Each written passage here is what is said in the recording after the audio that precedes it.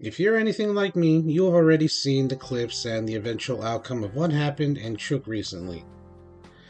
What should have been a time of peaceful transition and democratic celebration has become a scene of deepening turmoil, political division, and growing mistrust. On April 15, while Chuuk was under a declared state of emergency due to public safety concerns, Governor Alexander Naroon was sworn in. Rather than being a moment of resolution, this act marked the escalation of a crisis. Within hours, violence erupted, including the attempted arrest of the Senate President in full view of his family and supporters. This is not how democracy should function. This is not how peace is kept. This is not what our ancestors envisioned when they taught us the values of respect, humility, and unity. This is not the Tiro Nation.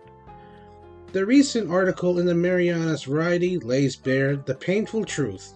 This was not just an election. This was a test of our institutions and its values. And that test is ongoing. From disputed ballots to the alleged tampering and the sidelining of poll watchers, these are not the signs of a healthy democracy.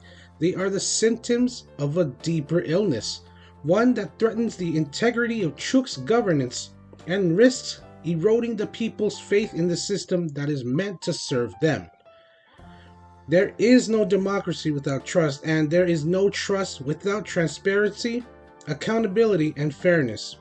When state police ignore court orders, when election commissions are contested, and when violence is used instead of dialogue, we move further away from the Pacific ideals we claim to uphold. I understand the pain of those who feel disenfranchised. I also understand the frustration of those seeking stability in uncertain times. But true leadership does not come from force or manipulation. It comes from listening, from seeking peace, and from ensuring that every voice is heard, every voice is counted, and every citizen is respected. Let us remember who we are as islanders. We are not strangers to struggle, but we have always chosen the canoe over the spear, and we have shared our principles of tiro with others. The pathway forward must be peaceful, rooted in dialogue and respect for our Constitution, our traditions, and each other. To the people of Chuuk, especially the youth who are watching and learning from this moment, honestly, you deserve better. You deserve a system that works, leaders you can trust, and a future that's not clouded by fear or division.